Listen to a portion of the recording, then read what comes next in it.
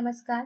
आज आपण बाहेरून कुरकुरीत आतून नरम असा साबुदाणा वडा बनवणार आहोत. सर्वप्रथम शेंगदाणे भाजून त्याचे जाडसर कूट करून घेऊया. बटाटे हे कमी पाण्यात उकडायचे, त्यामुळे ते चिकट होत नाहीत. त्यानंतर बटाटे थंड करून स्मॅश करून घ्यायचे. आता मिक्सरमध्ये बारीक केलेल्या मिरच्या, भिजवलेले साबुदाणे, शेंगदाण्याचा कूट आणि मीठ हे चांगले मिक्स करून घेऊया. मिरच्या मिक्सरमध्ये बारीक केल्याने साबुदाण्याच्या प्रत्येक कणाला त्याची चव येते. आता आपण हलक्या हाताने साबुदाणे वडे बनवून घेऊया.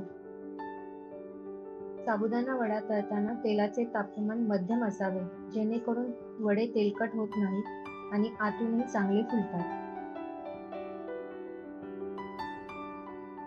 आपले साबुदाणे वडे तयार आहेत.